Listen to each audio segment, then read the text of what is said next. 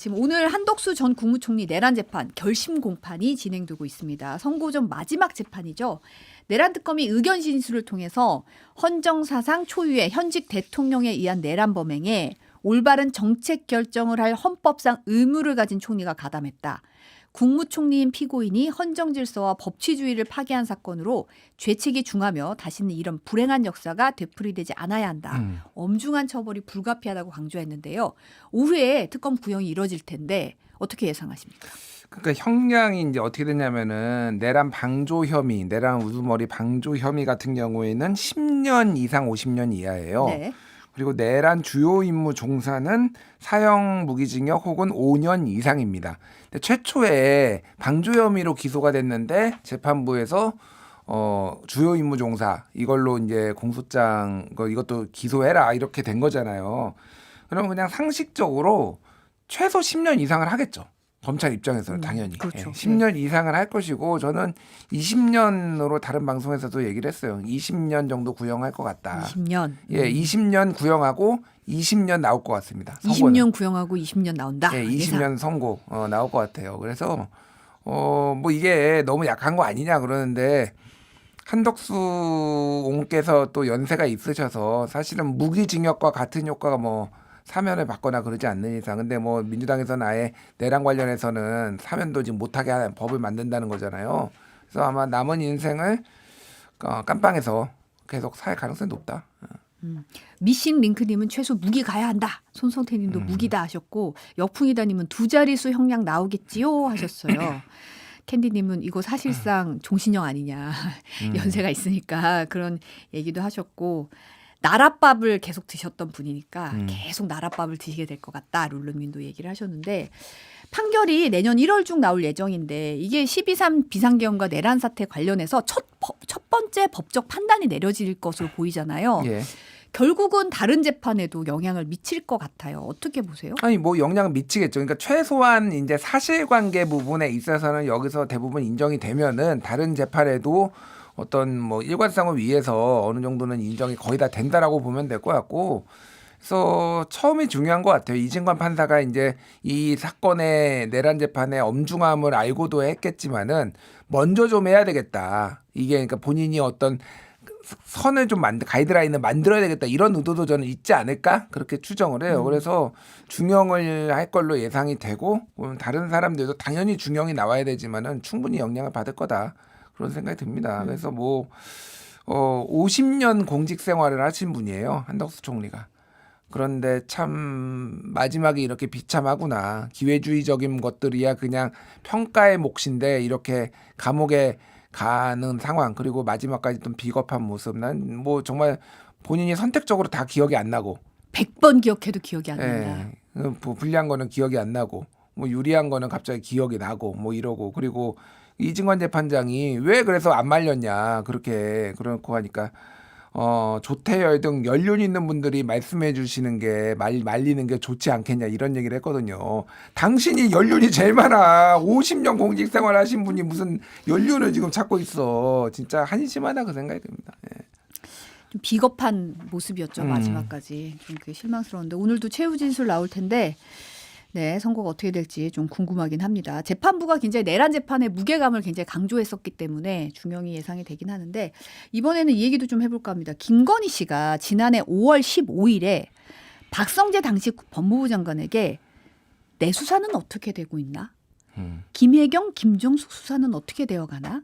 왜 김정숙 수사는 2년간 진척이 없느냐? 라는 취지의 메시지를 보냈다는 거예요. 이때가 시점을 보면 이원석 당시 검찰총장이 검찰 인사에 대한 불만 때문에 왜 7초간 침묵을 딱 출근길에 도어 스태핑 인터뷰하면서 침묵을 딱 하잖아요. 침묵으로 이 항의성을 나타내는 표시한 그 다음 날이더라고요.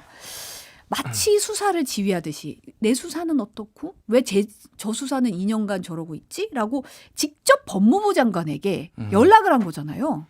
어느 피의자, 어느 범죄, 어느 이제 이 수사 혐의를 받는 사람이 법무부 장관에게 직접 연락을 이런 식으로 할 수 있을까 싶은데. 놀랍지는 않고요, 사실. 놀랍지는 않고, 그러니까 그 동안에 이제 알려졌던 밝혀졌던 사실들을 이제 연대기 순으로 조금 이제 정리를 해보면은 5월 15일에 보낸 거잖아요. 네. 지금 5월 13일 날 검사장 인사가 났어요. 그래서 방금 얘기했듯이 이원석 검찰총장이 이제 검찰 인사에 대해서는 얘기하지 않겠다 이렇게 침묵으로 좀 있으면서 요게 이제 5월 14일이고 5월 15일 날 그다음에 박성재한테 지금 법무장관한테 보낸 거잖아요. 그러면서 아주 구체적으로 내 수사 어떻게 돼? 김혜경 뭐 김정숙 수사 어떻게 돼? 그리고 뭐 나중에 이제 또 보낸 문자를 보면은 이원석 총장이 이런 거 지시한 거야? 뭐 김창진이가 한 거야? 막 이렇게 아주 구체적으로 얘기를 하잖아요. 이거는 인사 난 거 봤지? 그거예요. 그러니까 야 이거 내가 낸 거야. 내가 누군지 꼭 센터를 까 드려야 내가 누군지 알겠어. 뭐 이런 거죠. 그러니까 뭐 원래도 이제 V0라고 소문이 나 있고 그러는데 인사 딱 난 이틀 뒤에 이렇게 박성재를 한 거는 또 박성재 법무부 장관 자체가 이제 김건희 픽이라는 얘기도 있었어요. 그러니까 이게 여러 얘기로. 그래서 뭐 김건희가 직접 그 당시에 이제 한동훈 이후에 법무부 장관이 공석이 길어졌는데 적절한 사람을 찾으러 다녔다, 뭐 문의를 했다 이런 썰까지 지금 뭐 도는 상황이라서 어쨌든 굉장히 큰 압박이 있고 자 이게 5월에 있었던 거고 7월에 무슨 일이 있었느냐 7월 3일인가 그럴 거예요. 7월 3일에 김주현 민정수석하고 김건희랑 통화한 게 나와요. 그때 이제 어떻게 됐냐면은 윤석열이 김주현한테 비화폰으로 전화를 해요. 그게 한 되게 짧아요. 10초밖에 안 돼요. 그 다음에 김주현이 김건희한테 전화를 하고요. 그게 한 18분 정도 되고요. 그 다음에 끊겼다가 다시 뒤에 김주현이 그러니까 김건희가 김주현한테 먼저 했고 그 다음에 김주현이 김건희한테 얘기를 했어요. 이게 이제 재구성을 해보면은 윤석열이 김주현 민정수석한테 전화를 해서 야 우리 와이프가 너한테 좀 할 얘기가 있네. 전화 좀 받아줘. 이렇게 했겠죠. 짧으니까. 비화폰 10초짜리니까 굉장히 짧아요. 비화폰으로 한 거니까 번호를 모를 수도 있으니까. 그런 다음에 김건희가 전화를 해서 김주현 민정수석한테 이거 어떻게 된 거냐 내 수사. 왜냐하면 그때가 그 조사를 이제 받아야 된다라는 얘기가 나와요. 실제 7월 20일에 폰 반납 수사가 이뤄집니다. 그러니까 그거 한 2주 전 정도 되는 거예요. 네. 이때 김주현한테 이제 김건희가 전화해서 물어보고 18분 정도 통화를 하고 그다음에 끊겨요. 그다음에 김주현이 김건희한테 그거는 알아본 거예요.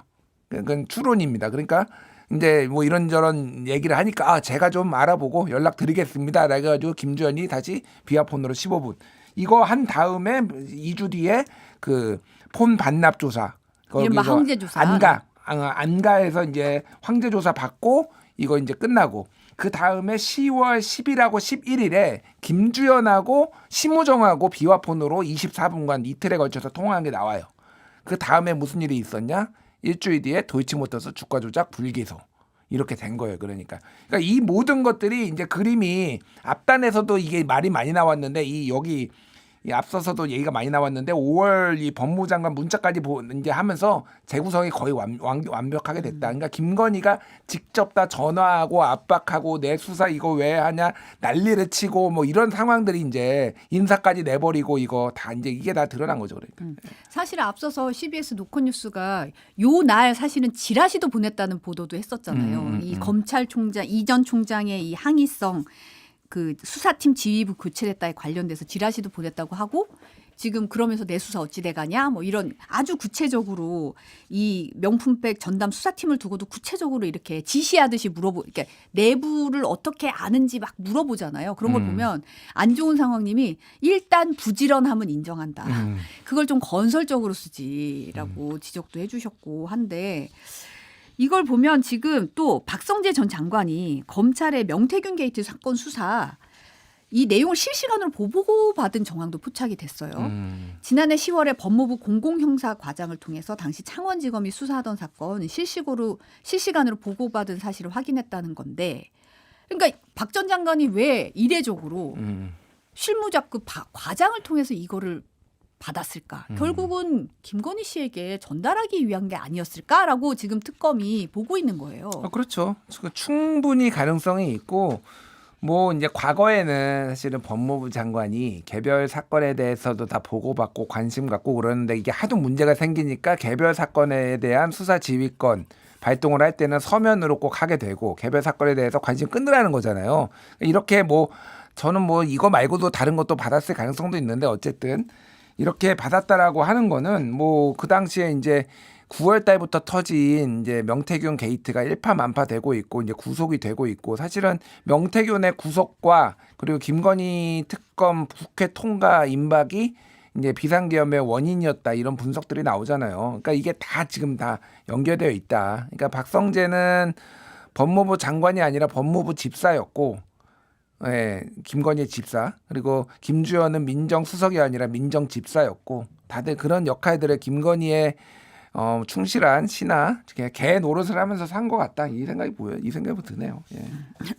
결과적으로는 이 모든 게 김건희 씨 사법 리스크를 무마하기 위해서 계엄으로 이어졌는가에 대한 연결고리 선상에서 이제 지금 내란 특검팀이 파악하고 있는 것 같아요.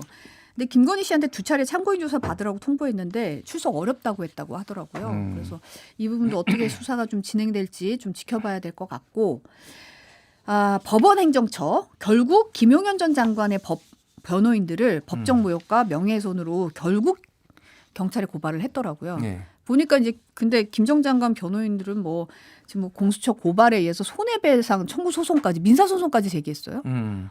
뭐 그 유튜브 나가가지고 또 뭐 이승관 판사 욕하고 뭐 그래 비하하고 막 그랬더라고요. 진관이가 그러니까. 뭐 이러면서 뭐 예, 완전히 예. 모욕적인 발언을 했더라고요. 뭐 일본은 뭐 저런 사람들을 다 쳐내가지고 선진국이 됐는데 뭐 이런 얘기하면서 뭐 키 작고 안경 쓴 사람 네 얘기야 뭐 이러면서 뭐 또 막 조롱하고 그랬는데 일단 월요일날 우리가 왜 법원행정처나 대법원은 이 사건에 침묵하냐 뭐 이런 얘기도 하고 그랬잖아요. 네. 그래서 뭐 중앙지법에서 또 나선 것으로도 적절할 수 있다. 근데 저는 법원행정처는 나서는 게 낫겠다. 이거는 그 얘기를 그날 했던 기억이 나는데 이거를 가만두면 안 되는 거죠. 그러니까 상식적으로 사실 그 행정적인 업무는 원래 법원에서 행정처에서 하는 거니까 고발 주체도 뭐 판사 개인이 하는 것보다는 기관이 하는 게 훨씬 낫겠다. 그래서 이쪽에 한 것 같고.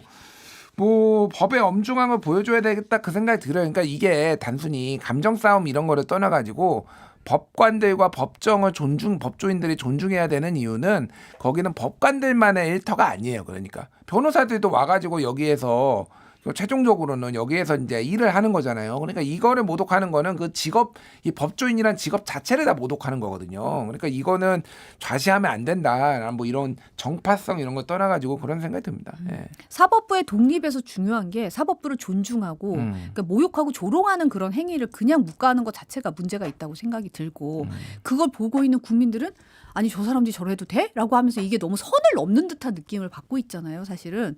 또 법무부가 오늘 감치집행 대상자 신원 확인 방식 개선했다고 밝혔어요. 이게 이제 보면은 보도자료를 통해서 감치 대상자의 신원 정보가 누락되더라도 법원의 재판으로 대상자가 특정된 경우에는 이제 대상자를 교도관에게 인계하는 법원 직원이 작성한 확인서 등을 통해서 신원 확인을 완화하도록 개선 방안 마련했다고 밝혔는데 결국은 이 사건을 계기로 이렇게 된 거잖아요. 그렇죠. 그러니까 이게 이제 주민등록번호 뭐 이런 거를 확인을 해야 되는데 당사자들이 이제 나는 못하겠다 이런 식으로 이제 흘러가게 된 거잖아요. 그러니까 확인 안 해주니까 지금 안 된 거잖아요. 그러니까 너무 명백하게 그 인상착의도 있고 그 당시의 상황에서 이제 뭐 거기에 있는 그 이제 법원에 있는 뭐 그 이제 집행하는 사람들이 데리고 가면은 뭐 이거는 안 할 수가 없는 거죠. 그러니까 그래서 이거는 뭐 당연히 좀 자연스럽다. 사실 이런 문제가 감치 대상이 찍혀가지고 이렇게 안 된 경우가 없어요. 그러니까. 근데 이제 법을 또 아는 사람들이니까 끝까지 버텨가지고 이런 거니까 뭐 필요하면은 좀 개선해야 되겠다 그 생각이 듭니다. 법 기술을 발휘해서 그러면 나도 인적사항 안 불러주면 되는 거야? 이런 얘기가 나오는데 그 부분에 있어서 좀 개선 방안이 필요할 것 같고 지금 보니까 더불어민주당이 어제 공청회 열고 사법개혁안 법안 초안을 공개를 했는데 핵심 내용이 법원행정처 폐지하고 사법행정위를 신설하겠다는 거더라고요. 이제 사법행정이라는 게 13명으로 구성되면서 대법원장, 법원장 회의, 뭐 법원 노조 등이 추천하고 비법관을 포함을 시켜서 구성의 다양성을 갖추겠다. 근데 이제 따지고 보면 너무 지금 대법원장한테 권한이 몰려 있으니까 제왕적인 대법원장의 권한을 좀 분산시키겠다. 이런 취지로 보여요. 이 사법행정위원회는 이번에 처음 나온 건 아니에요. 2020년에 이탄희 의원이 그때 사법행정위원회 이제 법안에 발의를 했어요.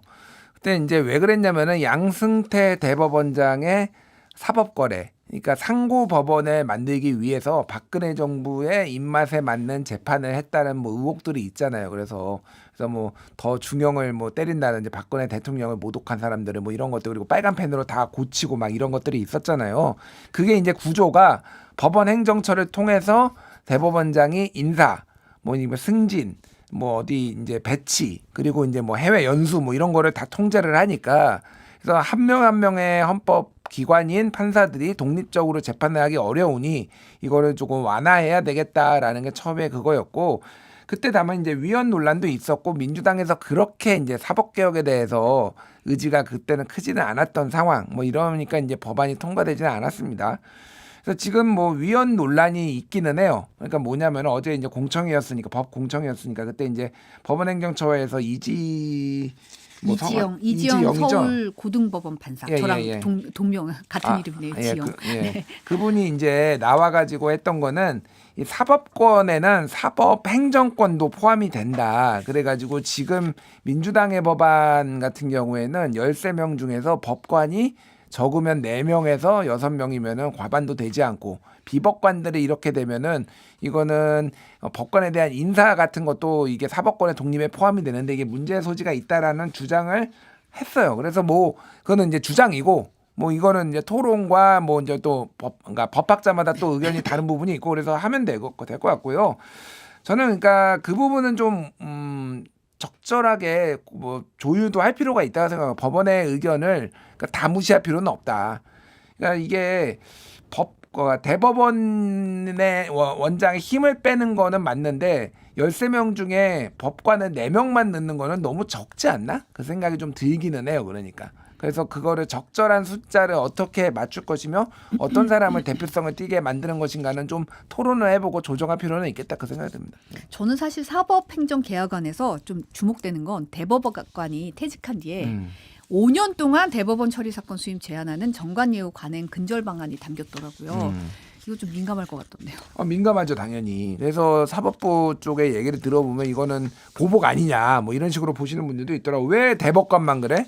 그러면 헌법재판관들도 5년 하고 검사들도 5년 하고 다 5년 하지. 그러면 왜 대법관만 그래? 근데 대법관은 또 어쨌든 굉장히 많은 중요한 재판을 최고의 권위로서 이렇게 하는 게 있으니까 좀 이해 충돌에서 좀 더 벗어나게 이게 뭐 좀 제한을 하는 것도 정관예우를 하는 뭐 그리고 옛날에 대법관들은 사실은 변호사 개업하거나 그런 거 없었거든요. 요즘은 웬만하면 합니다. 그러니까 교수로 가는 분들도 있고 그러지만은 그래서 대법관까지 하고 변호사 하는 게 맞아? 사실 이런 논란도 좀 막 있기도 해요. 정관예우가 좀 문제가 많이 되긴 했죠. 사실 뭐 너무 연봉을 많이 받고 하고 왜 데려가는지가 너무 눈에 뻔히 보이는 거잖아요. 그러다 보니까 그래서 뭐 이제 5년이라는 기간에 대해서는 저는 뭐 조정할 수도 있다고 생각을 해요. 꼭 5년이라는 게 뭐 이게 그냥 뭐 어떤 과학적 근거로 나온 건 아니에요. 사실 그러니까 5년이 될지 3년이 되는 게 좋지 뭐 4년이 되는 게 좋지 그건 모르겠으나 어쨌든 저는 뭐 어느 정도 정관예우를 좀 막는 거는 필요하다. 지금 1년이죠 사실은. 네, 그래서 좀 많이 늘리는 방안이 좀 나와서 이 부분은 이제 초안이니까 어떤 식으로 또 진행이 될지 지켜봐야 될 것 같고요. 인사혁신처와 행정안전부가 76년 만에 공무원법상 공무원의 복종 의무를 없애기로 했습니다. 공무원법 57조 공무원은 소속 상관의 직무상 명령에 복종해야 한다. 이걸 삭제하고 지휘 감독에 따를 의무로 바꾸고 지휘와 감독이 미법하다고 판단할 상당한 이유가 있으면 따르지 않을 수 있다. 이런 조항 추가했더라고요. 군인도 부당한 명령을 거부할 수 있도록 군인복무기본법 개정 추진하고 있는데 이게 결국은 이제 우리가 일주일 뒤면 12.3이잖아요. 예, 12.3을 맞게 되는데 이 기점을 계기로 이런 게 필요하다라는 의식이 이제 인식이 생긴 것 같아요. 이게 복종만 해서 될 일이냐? 맞습니다. 그러니까 이게 이제 1949년에 처음에 만들어졌는데 사실 그때 국가공무원법에 이제 복종 의무가 들어가면서 의견을 진술할 수 있다라는 조항도 있었어요. 근데 그게 그러니까 쉽게 얘기를 하면은 복종을 해야 되지만은 이게 의문이 있으면은 의견 이거는 조금 문제 있는 거 아닙니까? 뭐 이거는 어떻게 하는 게 좋겠습니다라고 얘기를 할 수 있는 권한이 있었는데 그게 박정희 1963년에 군사 정권이 들어오면서 의견 진술 권한도 사라진 거예요. 그래서 일방적으로 이제 복종을 하게 됐는데 이미 법원 판례로 사실은 이게 다 깨져 있어요. 무슨 얘기냐면은 불법적인 짓이라고 하면은 이제 이거는 따르지 않아야 된다, 않을 수 있다라는 게 이미 여러 판례로 지금 다 나와 있거든요. 그래서 이게 엄청나게 많은 공무원 조직에 혼란을 일으킬 것이냐, 그렇지 않을 거라고 보는 분도 있고, 다만 이제 따지게 돼 좀 소위 말해서 행정이 지연될 가능성도 배제할 수 없다. 왜냐하면 이제 이게 부당한 명령인지 아닌지, 적법한 건지 아닌지. 그러니까 최종적으로는 적법 여부는 법원에 가서 판단을 받아야 되는데 사실 법원까지 갈 일이 얼마나 있겠습니까?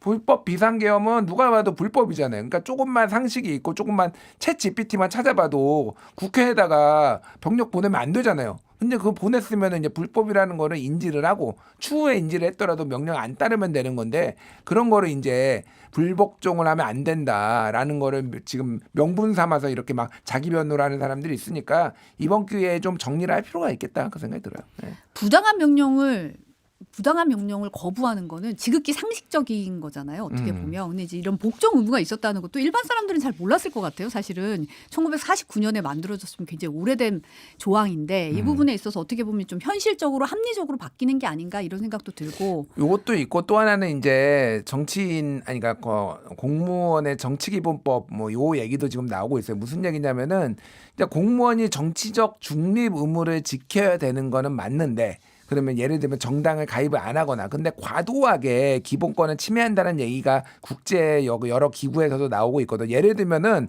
교사들은 뭐 좋아요, 페이스북에 좋아요 눌렀다고 징계받고 그래요. 정치 중립 의무 어겼다고. 그게 사실 맞나요, 그게?